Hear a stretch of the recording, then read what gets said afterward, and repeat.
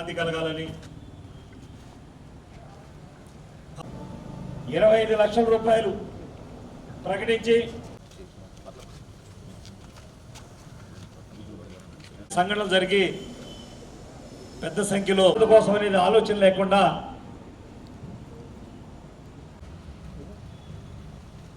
మేము ప్రగాఢ తొక్కిసలాటలో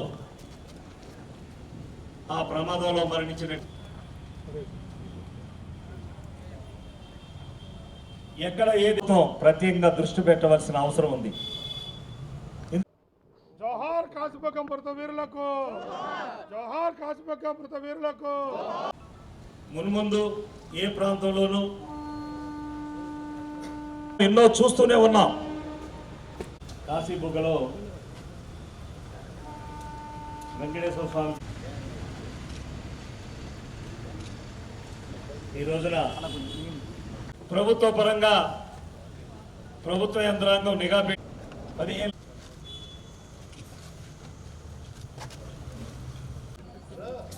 కాశీబగ్గం మృత వీరులకు, కాశీబగ్గం మృత వీరులకు, కాశీబగ్గం మృత వీరులకు. శ్రీకాకుళం జిల్లాలో కాశీబుగ్గ అనే ప్రాంతంలో శ్రీ వెంకటేశ్వర స్వామి దేవస్థానంలో మంచి రోజు కదా, పుణ్యం వస్తుందని వెంకన్న బాబును దర్శించడానికి వెళ్ళినటువంటి భక్తులకు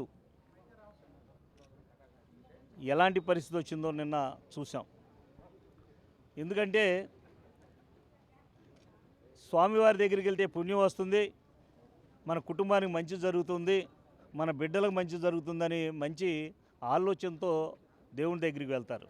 కానీ దురదృష్టవశాత్తు ఏమిటంటే ఊహించనిది, ఎవరు ఊహించినటువంటి పరిస్థితి అక్కడ మరి పోటెత్తినటువంటి భక్తులు ఊహించని విధంగా తొక్కిసలాట్లో అక్కడ దాదాపు 9 మంది మరణించడం జరిగింది.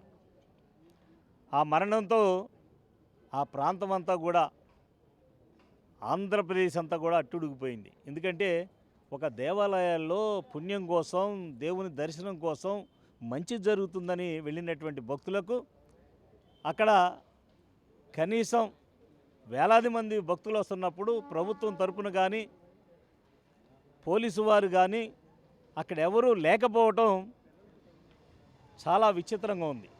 ఎందుకంటే ఎవరు చూసినా 25,000 మంది ఉన్నారని అంచనా చెబుతున్నారు.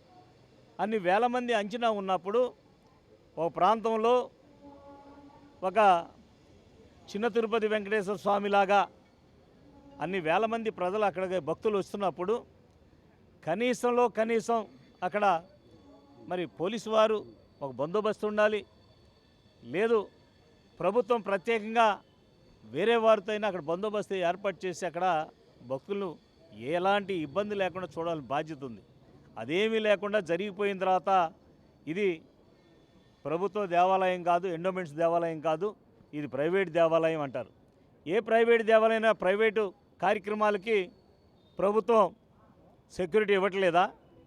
భక్తులు ప్రైవేటు దేవాలయాలు ఉన్న చోటన వేలాది మంది, లక్షలాది మంది వస్తుంటే ప్రభుత్వం పోలీసు వారిని సెక్యూరిటీని ఇచ్చి భక్తులకు ఇబ్బంది లేకుండా చూడటం లేదా? మరి అక్కడెందుకు చూడలేదు? ఇవన్నీ కూడా ఒక్కొక్కటి ఈ ప్రభుత్వం పాలన వచ్చిన దగ్గర నుంచి కూడా ఎక్కడికి ఏ దేవుడి దగ్గరికి వెళ్ళాలన్నా, అమ్మవారి దగ్గరికి వెళ్ళాలన్నా, ఎక్కడికి వెళ్ళాలన్నా భక్తులు వెళ్తుంటే ఏ రకంగా ఈ ప్రభుత్వం వచ్చిన దగ్గర నుంచి ఎన్ని రకాలుగా, ఎన్నిసార్లు, ఎంతమంది మరణించింది ఈ ప్రభుత్వం లెక్కల్లో కూడా ఉన్నాయి.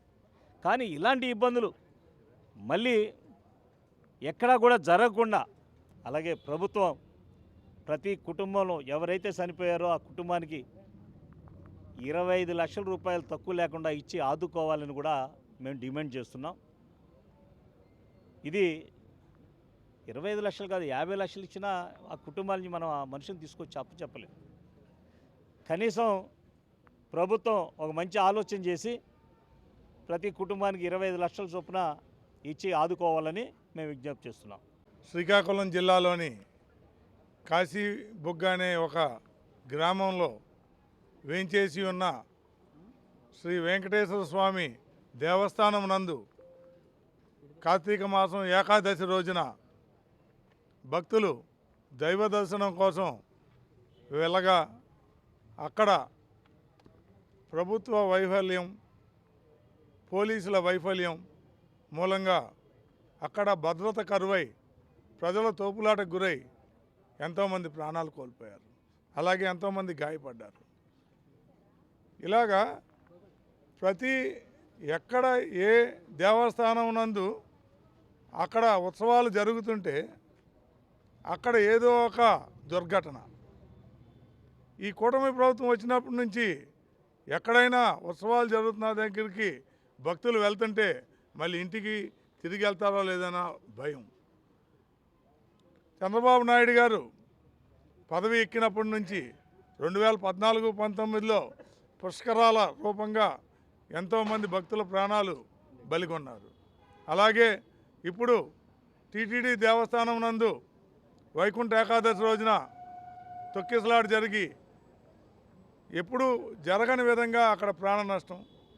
సింహాచలంలో లక్ష్మీ నరసింహస్వామి దేవాలయం నందు చందనోత్సవం రోజున ప్రాణ నష్టం. నిన్న కాశీబుగ్గలో ఒక భక్తుడు 14 ఎకరాల్లో భారీ విశాలంగా కట్టిన ప్రాంగణంలో పోలీసులకు ఏకాదశి రోజున ఈ గుడికి ఎంతోమంది భక్తులు వస్తారు, భద్రత కల్పించండి ముందు రోజే చెప్పానని ఆ పండు ముసలి నిర్వాహకుడు నిన్న టీవీలో చెప్పడం జరిగింది. అయినా పోలీసులు దాన్ని పట్టించుకోకపోవటం, ఎదురు అక్కడ ఎండోమెంట్స్ మినిస్టర్ ఆనం రామనారాయణ గారు ఇది ప్రభుత్వ దేవాలయం కాదు, ప్రైవేట్ దేవాలయం కాబట్టి మేము భద్రత కల్పించలేకపోయామని చెప్పారు. జనం ప్రభుత్వమా ప్రైవేటా అని చూడాలి, అక్కడ దేవాలయం ఉంది, దేవాలయంలో దేవుడు ఉన్నాడు, దేవుణ్ణి మనం కొలిస్తే మనకు మంచి జరుగుతుందని ఆలోచించాలి తప్ప ఇది ప్రభుత్వ దేవాలయం ఇక్కడికి వెళ్తేనే మనకు భద్రత ఉంటుందని ఆలోచించాల. ప్రభుత్వం, కూటమి ప్రభుత్వం గద్దెనెక్కినప్పుడు వారు ఎక్కడైనా భద్రత కల్పించాల్సిన బాధ్యత కూటమి ప్రభుత్వానికి, అలాగే పోలీసు వారిది. హోమ్ మినిస్టర్ గారు మీరు జగన్మోహన్ రెడ్డి గారిని, వైఎస్ఆర్ కాంగ్రెస్ పార్టీ నాయకుల్ని దూషించటం తప్ప మీరు ఎక్కడా ఏమీ చేయట్లేదు.